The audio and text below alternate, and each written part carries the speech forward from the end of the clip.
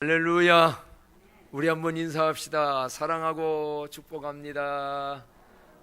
서로들 눈 인사를, 마스크는 썼지만 눈으로 인사하며 다들 이렇게 해서 저도 여러분하고 눈 한번 마주친 거하고 안 마주치냐고 이 기억 속이 달라요. 우리는 하나님과의 눈 맞춤, 우리 사람과의 눈 맞춤 얼마나 중요한지요. 부활하신 예수님은 즉시 하늘로 승천하시지 않았습니다. 40여일 동안 이 지상에 계시면서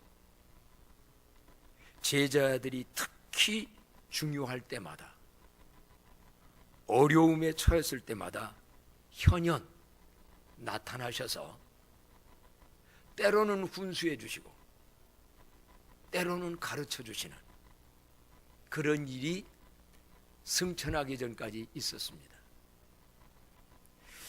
그래 보면 예수님은, 부활하신 예수님은 참 우리들을 가르쳐주고 올바로 살게 해주고, 특별히 어려움을 당할 때 성경에 보면요, 도마는 의심 속에 마음의 갈등이 많았었습니다. 신앙에 대해서 예수님이 과연 죽었는데 어떻게 부활한다는 건가? 인생이 죽으면 끝이, 영원한 세계가 어찌 있다는 것인가? 아주 초보자일 때는 정말 하나님은 계신 것인가? 이럴 때에 의심 많은 도마에게 부활주님은 찾아오셔서 체험을 주시죠. 내 이 못자국을 봐라, 창자국을 봐라.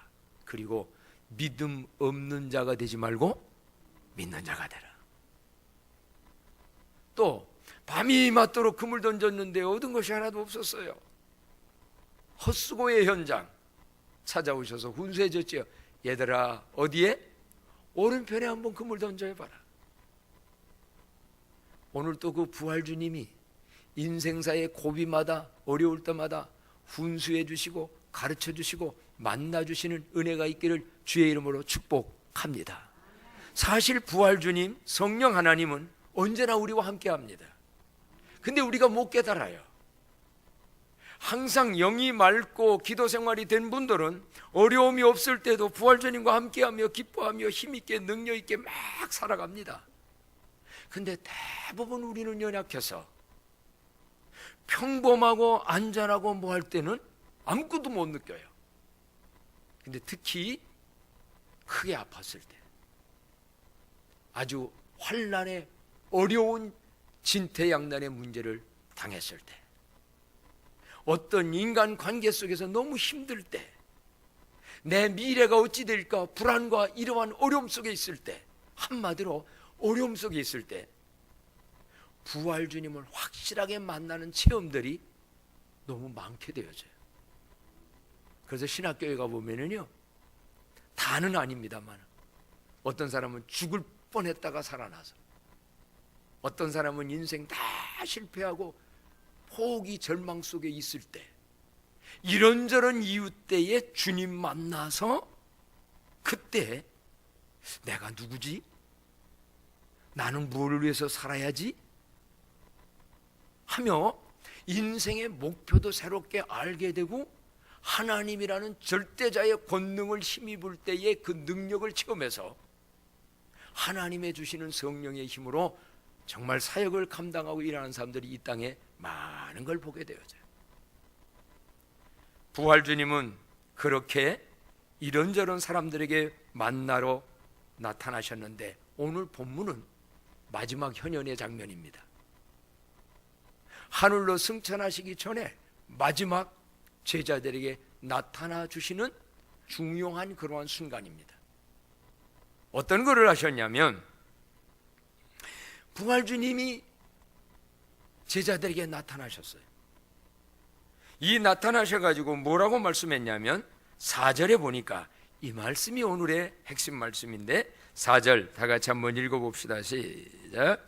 사도와 함께 모이사 그들에게 분부하여 이르시되, 예루살렘을 떠나지 말고 내게서 들은 바 아버지께서 약속하신 것을 기다리라. 아멘. 예수님은 왜 이 말씀을 하셨을까요?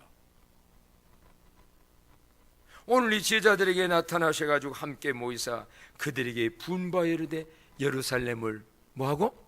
떠나지 말고. 그래 보면 부활주님은 제자들의 마음 상태를 다 알고 계신 거예요.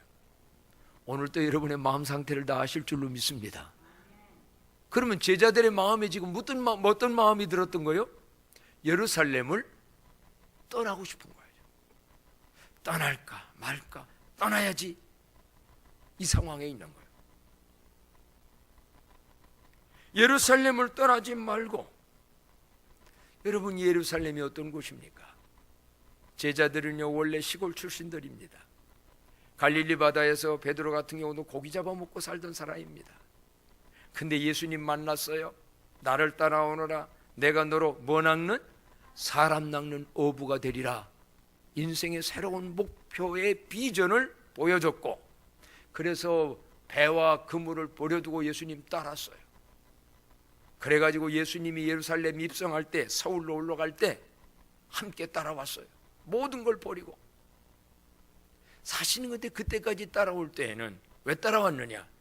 예수님은 이 세상의 왕이 될 것이고, 이 세상의 왕이 되어지면 우리들도 로마라는 정국에, 이스라엘이 지금 식민지로 일본한테 우리가 당하듯 그런 상황인데 이 나라를 해방하고, 그래서 이 나라가 독립이 되어지면 그때 저분이 대통령이 되면 한 자리 한 자리 한 자리, 이런 야망도 없잖아 있었어요.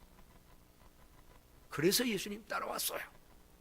물론 진리에 대한 말씀을 배웠는데 알기도 하고 모르기도 하고 아직까지 확증적이지를 못해요. 신앙이라는 게 그럽디다. 아는 것 같은데 나중이면 모르고, 모르는 것 같은데 어느 정도는 그래도 알고 있어요. 근데 이 선이 분명하지를 못했어요. 세상적인 왕, 세상적인 하나님 나라, 그 세상에서의 성공 출세, 이거 바라고 왔는데 실상 어떻게 됐습니까? 예수님 십자가에 돌아가셨어요. 그리고 이제 예수 믿는 사람들 다 로마 정권이 위협하고 잡아가요. 그러니 이 제자들의 마음에 로마 정권이 두렵기도 하고요. 또 아니면 부활주님이 가끔은 나타나서 한 번씩 말씀을 하고 그러시고 했지만은 그분이 항상 보이는 예수님이 나와 함께 하지를 않는 거예요. 그러니 얼마나 외롭고, 더 중요한 것은 내 미래를 어떻게 살 것인가. 굉장히 제자들이 이 시골에서 서울 올라왔는데, 예루살렘에 왔는데, 여기서 아마 당장의 문제 들어가면요 먹고 사는 경제적인 문제도 있었을 것 같아요. 예수님이 계실 때는 집회 한번 하고 나면 사람들이 은혜 받고 모여가지고 갖다 줘서 같이 그들 베풀면서 자기들도 먹고 이렇게 살았을 텐데, 지금 두려워가지고 마가의 다락방에 모여가지고 숨어서 지금 있는데, 마음으로는 두렵지, 정치적으로 이렇지, 종교적 신앙적으로 흔들리지, 당장 경제의 문제도 어렵지. 그러니까 에라 어디로? 고향으로 내려가야 되겠다. 안전한 곳으로 가야 되겠다. 옛날에 시골에서 서울로 막들 많이 와가지고, 근데 서울에서 뭐가 안 되면 아이고 안 되겠다, 고향으로 내려가야 되겠다. 자세한 얘기는 여기 없지만은 이들이 예루살렘을 떠나고 싶은, 떠나려고 하는 그 현장, 그 자리를 피하고 싶은 이 상황을 예수님은 아신 거예요. 그래서 뭐라고 말씀하느냐? 예루살렘을 떠나지 말고. 한번 이 기회에 생각을 또 좀 해보고 싶어요.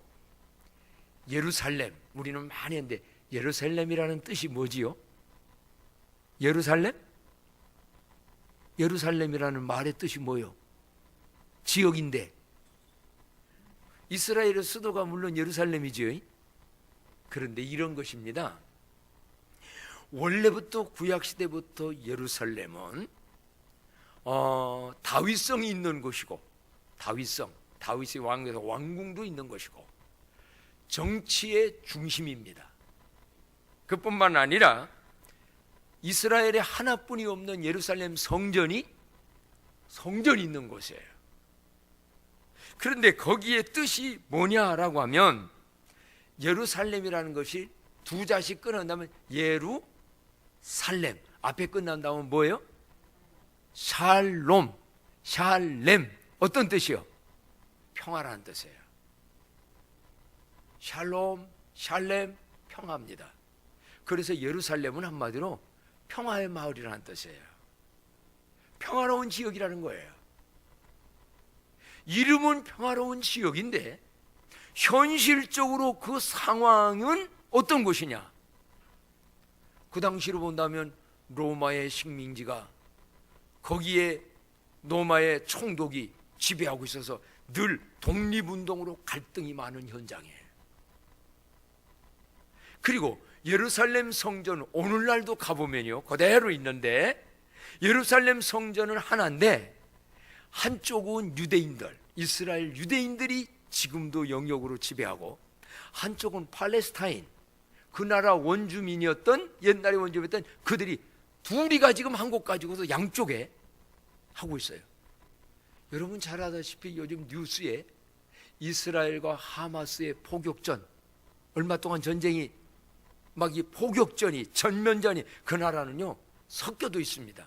우리나라처럼 남북이 38선이 딱 꺾어가지고 저쪽은 북쪽 이쪽이 아니라 같은 지역 안에 어느 지역은 팔레스타인이 어느 지역, 그러다 보니 부딪힌 일 맞고 싸움도 많은 것이요. 오늘날도 전쟁이 끝나지 않는 것이요. 근데 아까 거기가 무슨 마을이라고? 이게 맞는 거예요, 이름이? 분명히 평화의 마을이라는 말이 예루살렘인데 그곳에는 전쟁과 갈등이 끝나지 아니하는 그런 갈등이 많은 곳. 그런데 왜 예루살렘이라고 정했냐? 이거 오늘날 생각한다면요 이런 얘기입니다. 이 세상은 어디를 가도요 갈등과 마음의 불안과 관계의 갈등과 나락기는 싸움과 그런 일이 많은 곳이 어디나가 있는데 예루살렘에도 그런 것이 있는데 중요한 건 뭐냐? 그런 세상에 비록 살지만 하나님과의 관계가 올바로 돼서 하나님이시는 성령의 충만함을 받으면 마음의 샬렘, 평강을 누리며 살게 될 줄로 믿습니다. 그런 상황에 살지만 하나님의 은혜 속에서 임하게 되어지면 살렘의 평화가 만들어져 간다는 거지요. 그래서 어떻게 보면 예루살렘을 떠나지 말고 이 말은 뭐냐면 환경과 여건과 지역만 피한다고 해서 샬렘이 오느냐? 아니라는 거예요. 환경은 이 직장에 가도 저 직장에 가도 여기에 가도 저기에 가도 어디를 가도 불안한 문제와 경제의 문제와 인간 갈등의 문제와 여러 가지는 그대로 있다. 그러니 예루살렘 떠나는 것이 다가 아니고 대안이 아니고 진짜 대안을 만들어 놨다. 그것은 뭐냐면 예루살렘을 떠나지 말고 아버지의 뭐한 거? 약속한 것을 기다리라. 한번 따라합시다. 아버지께서 약속하신 것을 기다리라, 사모하라, 갈망하라. 그리하면 갈등이 있고 전쟁이 있고 싸움이 있고 경제 문제가 있어도 그 약속하신 그것을 받으면 해결되리라. 그러니 예수님께서 옛날 얘기만이 아닙니다. 오늘도 여러분의 삶 속에서 직장에 문제가 있느냐, 형제 관계에서 갈등의 문제가 있느냐, 신앙생활에서 내 마음에 문제가 있느냐, 신앙과 상관없이도 왠지 내 마음이 불안하고 미래에 대해서 불확실하고 여러 가지로 평강이 없느냐, 자리를 피한다고 환경을 바꿔본다고 해결되는 게 아니라 아버지의 뭐한 거를? 약속한 걸 기다리라. 그래서 그것을 받으면 오직 성령이 너에게 임하시면 뭐를 받고? 권능을 받아서 예루살렘과 유다와 사마리아 땅끝까지로 내 뭐가? 증인한 게 다른 게 아닙니다. 예수님이 이런 분이고 하나님이 이런 분이고, 더 중요한 건 그분의 은혜로 나는 그 환경을 이겼다라고 간증할 수 있는 자들로 바꿔질 줄로 믿습니다. 도망가는 것이 여러분 상책이 아닙니다. 피하는 것이 해결책이 아닙니다. 그래서 오늘 예수님은 제자들아 예루살렘 떠나지 말고 아버지의 약속한 걸 기다리라. 하나님은 우리 인간들에게 수많은 약속을 하셨습니다. 성경은 약속의 말씀입니다. 그래서 구약, 신약, 옛날의 약속, 신약, 뉴 테스타멘트, 새로운 약속, 우리의 인간 세상 살아가는데도 큰 약속은 구원의 약속, 이 세상도 승리하는 약속, 비결의 약속이 곳곳마다 참 많이 있어요. 그런데 하나님은 그 약속한 것이 뭐였느냐라고 한다고 하면 구약 성경서부터 하나님이 약속한 게 있어요. 요엘서 2장 27절에 보면 이런 말씀을 구약 시대에도 하나님이 약속을 했습니다. 다 같이 한번 읽어보도록 할까요? 시작. 그런즉 내가 이스라엘 가운데에 있어 너의 하나님 여호와가 되고 다른 이가 없는 줄을 너희가 알 것이라. 내 백성이 영원히 수치를 당하지 아니하리로다. 아멘. 여기 무슨 얘기냐면요, 이스라엘 백성들이 하나님 앞에 범죄했습니다. 우상 섬겼습니다. 세상만 좋아했습니다. 그래서 적국에 의해서 나라가 망하고 멸망하는 수치의 고통을 당하게 됐습니다. 그런데 하나님의 약속은 내 백성이 영원히 뭐를 당하지 아니하리라? 한 번의 수치는 있을 수 있다. 그러나 영원히 수치는, 여러분 하나님 말씀 버리고 하나님 멀리 떠나서 세상 우상 섬기고 세상 좋다고 하다 보면 수치당할 일이 생깁니다. 그게 하나님의 징계입니다. 멸망이 목적이 아닙니다. 징계. 그래서 하나님은 뭐냐, 너희 이스라엘 백성들이 잘못해서 수치를 당하지만은 영원히 수치는 당하지 않게 해주겠다. 그 말은 새로운 기회를 주시겠다는 거예요. 그래서 그러면 그 하나님이 영원히 수치당하지 않고 수치당할 일에서 구원하는 방법이 뭐냐, 요엘서 거기에 2장 28절부터 보게 되면 이렇게 이제 말씀이 이어집니다. 다 같이 읽어봐요. 시작. 그 후에 내가 내 영을 만민에게 부어주리니 너의 자녀들이 장래일을 말할 것이며 너의 늙은이는 꿈을 꾸며 너의 젊은이는 이상을 볼 것이며 그때 내가 또 내 영을 남종과 여종에게 부어줄 것이며 내가 이적을 하늘과 땅에 베풀리니 곧 피와 불과 연기 기둥이라. 아멘. 그때에, 그 이후에 수치를 당할 수도 있어요. 어려움을 당할 수도 있어요. 그런데 그때에 내 영을, 이게 무슨 영이요? 성령을, 하나님의 영을 남종과 여종 모든 사람에게 부어줄 것인데, 그 하나님의 성령이 임하면, 하나님의 영이 임하게 되어지게 되면 늙은이가 뭐를 꿔요? 꿈을 꿔요. 늙은이도 비전을 갖게 돼요. 세상은 이렇습니다. 출세하다가 은퇴하고 못 되게 되면 아이고 인생 나는 이제 다 끝났네. 뭐 할 날만 기다려? 죽을 날만 기다려. 기다리지도 않아요. 두려워만 하고 있지. 근데 그런 사람도 성령 받으면 나에게는 뭐가 있다? 천국이 있다. 오늘 내일에 선한 일을 하고 갈 비전도 생겨요. 그런 은혜가 있기를 축복합니다. 그런 꿈을 꾸며 사는 사람하고 아무 꿈도 없이 비전도 없이 너 왜 사느냐? 새끼 먹고 일해서 목구멍에 포대충 그 살아가는 삶이 질이 다르잖아요. 내 인생이 이 세상 떠나면 천국 간다라는 소망 가지고 사는 사람하고 어디로 갈지도 모르고 한 줌의 흙이 돼서 저 땅으로 가고 아니면 알게 모르게 두려워하지요. 지옥 없다고 부인했는데 지옥 있으면 어떡하나? 두려워요. 거의 가서 죽음을 무서워합니다. 그런데 그런 상황에 있을 때에도 늙은이는 꿈을 꾸며 또 여기 뭐냐면 젊은이는 이상을 볼 것이요. 하나님이 보여주는 새로운 세계가 보여주는 눈들이 열려지기를 축복합니다. 이게 보여집니다.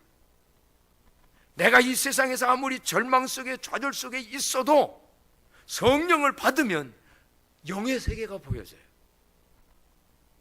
그래서 이상 높은 꿈을 다 뭐 쉬운 말로 말하면 세상적 비전이 아니라 영적 비전이 보여지게 되어져요. 그러면서 뭐냐, 그들이 말도 달라지고. 그래서 여러분, 실제로 좀 미리 얘기하면 이들이 그러다가 오순절날 아버지의 약속한 걸 기다리라서 막 기다리면서 기도하다가 성령이 임하니까, 임할 때 현상을 기억하시죠? 바람 같은 소리가 들렸어요. 성령 임할 때 성령은 바람과 같이 보이진 않아요. 근데 귀가 열린 거예요. 영적인 하나님의 음성을 듣는 귀가 열린 거예요. 열리는 은혜가 임하기를 축복합니다. 지금도 그냥 목사님의 사람 소리가 아니라 성경에 의해서 깨닫는 자들은 하나님의 깨우쳐주는 소리가 들려요. 그러다가 뭐가 보여졌습니까? 불에 혀와 같은 게 갈라지는 게, 이게 눈이 달라지, 영안이 열려지는 거예요. 영적인 세계를 보는 거예요, 이들이. 그러다가 뭐가 바뀌어졌지요? 새 방언 말이 바꿔졌어요. 똑같은 말 하는데 소망적인 말, 복음의 말, 생명 언어, 덕이 되는 말. 특히 여러분, 부부간에 막말하는 사람들이 있다면 성령 받아가지고 성령의 사랑의 언어를 쓰는 말들로 바꿔지기를 축복합니다.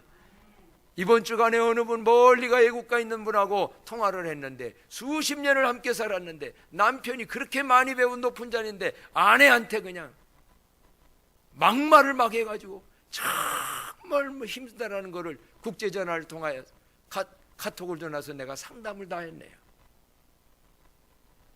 성령 받으면 말도 바꿔줘요. 자, 어쨌든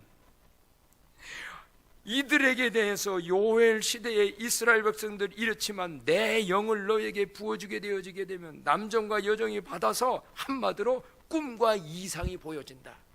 하나님 안에서 여러분 어떤 상황 속에서도 소망, 이상, 비전이 보여지는 은혜가 있기를 주의 이름으로 축복합니다.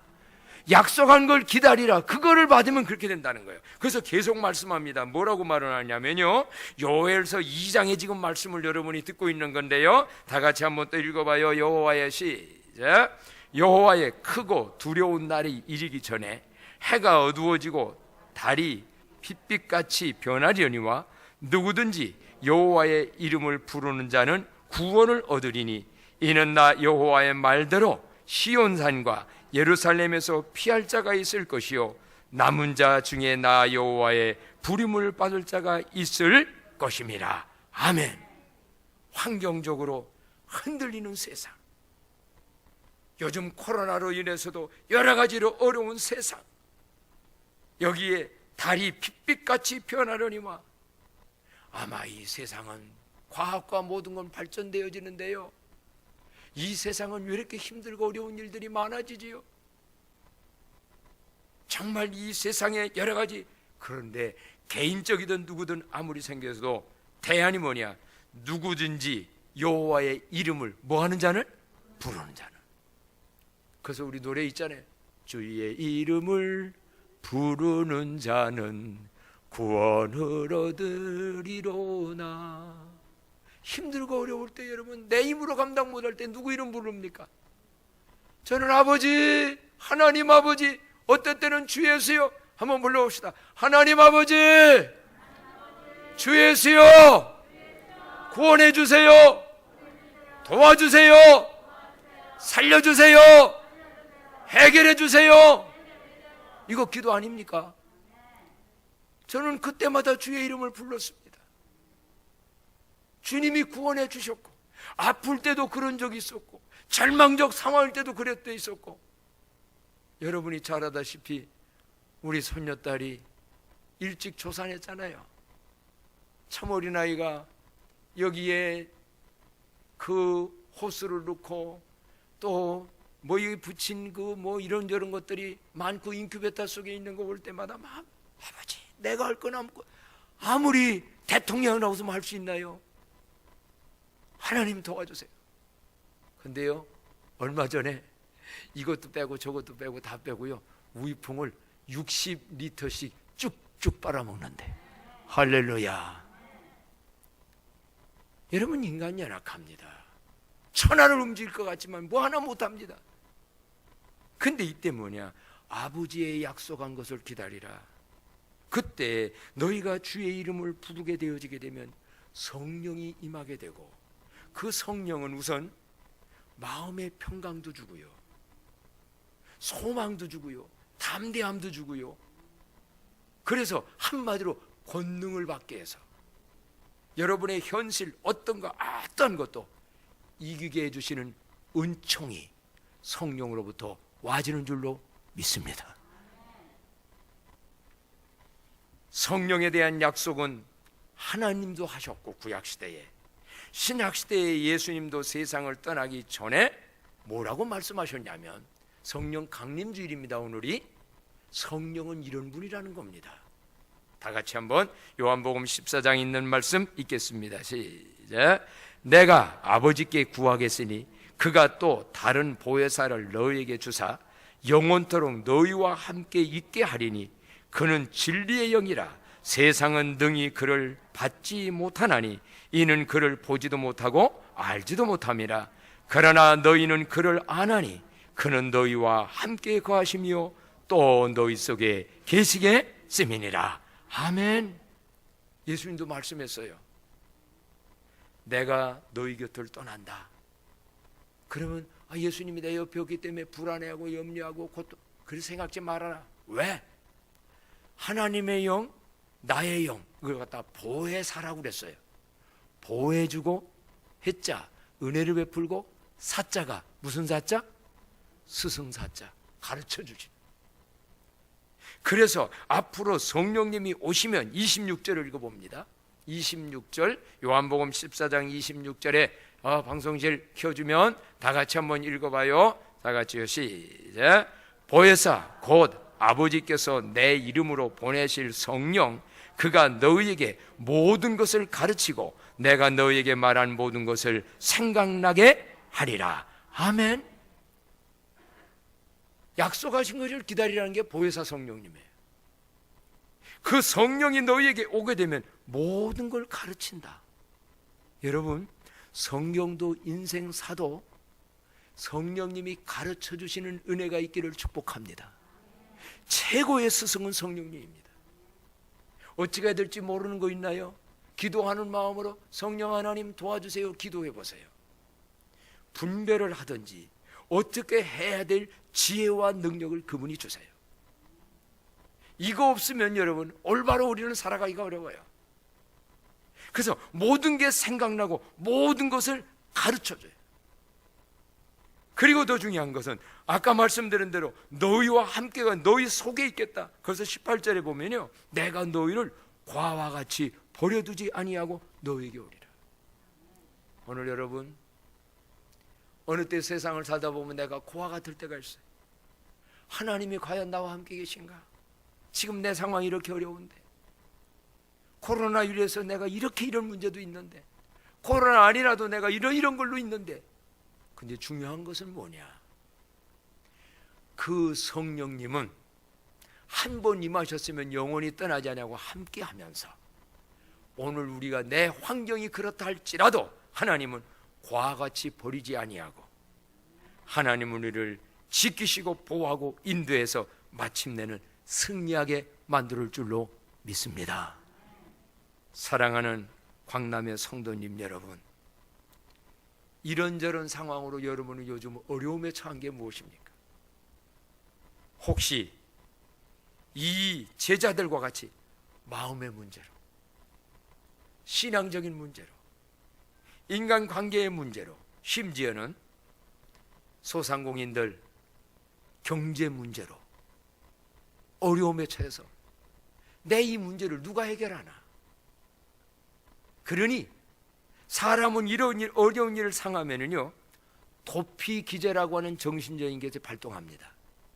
도피 기제, 뭐 하고 싶은 거? 피하고 싶은 거, 도망하고 싶은 거.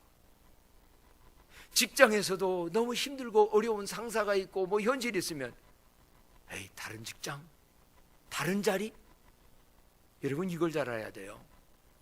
성경을 보면 아브라함 보고는 너는 너의 친척 본토 아비집을 떠나 내가 내게 지시할 땅으로 가라. 어떤 건 떠나야 될 때가 있습니다. 그거 내가 아브라함은 우상 섬기는 데서 부모만 의지하고 세상만 의지하고 우상 그런 자리에서 떠나야 돼요.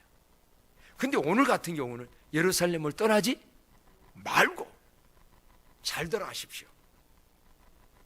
인생 살아갈 때 힘들 때 이럴까 저럴까 할 때 떠나야 될 자리가 있고 떠나지 말아야 될 일이 있어요. 오늘 이 제자들은 예루살렘은 사명의 자리였습니다. 사명 때문에 올라온 자리입니다. 근데 지금 힘들고 어렵다고 해서 거기를 떠나지 말고 떠난다고 문제가 해결된 게 아니다. 대안이 있으니 뭐를 받으라? 성령의 충만함을 받으라. 사도행전 1장 8절 오직 성령이 너희에게 임하시면 너희가 권능을 받고 예루살렘과 유대와 사마리아와 땅끝까지로 내 증인이 되게 할 테니 그러니 떠나려고만 하지 말고 약속한 걸 기다리라. 실제로요 이 제자들은 기다렸습니다. 그 자리를 떠나지 않았습니다. 사명의 자리를 떠나지 않냐고 오로지 모여서 기도하고 그리고 더 중요한 것은 이 말씀도 하나 기억을 해야 돼요. 어떤 말씀을 다 같이 한번 몇 절이냐면요 7절 말씀 6절로 7절 사도행전 1장 6절로 7절 두 절을 한번 다 같이 읽어보도록 합니다. 시작. 그들이 모였을 때에 예수께 여쭈어 이르시되 주께서 이스라엘 나라를 회복하심이 이때니까 하니 이르시되 때와 시기는 아버지께서 자기의 권한에 주셨으니 너희가 알 바 아니요. 어떤 때 어디서 우리가 넘어지느냐면 아니 그분이 해결해준다고 해서 우리가 기도하고 부르짖는데 왜 아직 그대로입니까? 회복의 때가 언제냐? 회복의 때는 때와 시기는 누구에게? 아버지에게. 여러분 하나님의 때를 기다리는 기다림의 믿음을 가지시기 바랍니다. 내 때가 아닌 하나님의 때가 있어요.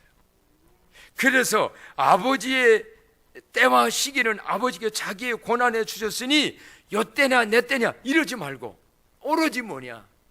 아버지의 약속하신 성령님 그분으로 충만하기를 간절히 기도하게 될 때 성령이 임하시면 실질적인 환경도 현실도 모든 것도 경제 문제도 이렇게 해석이 되어져요. 사도행전에 보면은요 아까 이 제자들은 당장 먹고 살기도 어려웠다고 했습니다. 그랬는데 성령 받고 나니까 베드로가 어디서 생겼는지 용기 있게 담대하게 말씀해 칩니다. 사람들이 회개의 역사가 일어납니다. 그러면서 초대교회가 생겼습니다. 그러더니 은혜 받은 사람들이 바나바 같은 사람들은 자기의 아마 좀 그분은 돈이 많았던 재산이 많았던 분이죠. 땅을 팔아서 갖다 내서 굶는 사람이 없이 모두의 필요를 따라 어떻게 했다? 나눴다는 거예요. 제자들도 함께 먹었을 거 아니에요. 그렇습니다.